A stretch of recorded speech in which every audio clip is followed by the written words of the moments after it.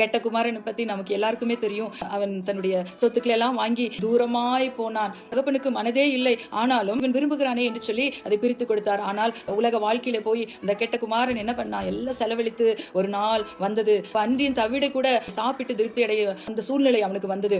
அப்பொழுதுதான் தகப்பன் வீட்டை நினைத்தான். தகப்பன் இடத்துல போன வேலைக்காரர்கள் எல்லாம் நல்லா சாப்பிட்டு சந்தோஷமாய் சம்பூர்ணமாய் இருக்கிறார்களே, நான் இப்படி பன்றிக்கு கொடுக்கிற தவிடை சாப்பிடுகிற ஒரு நிலைமை வந்து விட்டதே என்று சொல்லி அப்பொழுதுதான் அவன் நினைத்து தகப்பனிடத்துல திரும்புகிறான். ஆனாலும் தகப்பன் இப்பொழுது என்னோட மகன் என்னிடத்துல வருவான் என்று சொல்லி ஏங்கி கொண்டு கதவு நிலையருகே காத்திருந்தார். மகனுடைய சத்தத்தை கேட்டு ஓடி வந்து அவனுக்கு புது வஸ்திரம், புதிய பாதரட்சி எல்லாம் கொடுத்து அன்போடு அணைத்து அவனுடைய எல்லாவற்றையும் அவனுக்காக கொடுக்கிறார். நம்முடைய தகப்பனும் அதே போலதான் இப்பொழுது நம்மை தேடி வந்திருக்கிறார். உங்களை அணைத்துக் கொள்கிறார், உங்களை முத்தமிடுகிறார். விட்டு தூரம் போனோமா, தேவனை நேசிக்காமல் போனோமா, இன்னும் அதிகமாய் நேசிப்போம், அதிகமாய் தேவனை அறிந்து கொள்வோம். பிரியமானவர்களே, ஆமேன், ஹல்லேலூயா. கர்த்தர் நம்மை அதிகமாய் ஆசீர்வதிப்பாராக.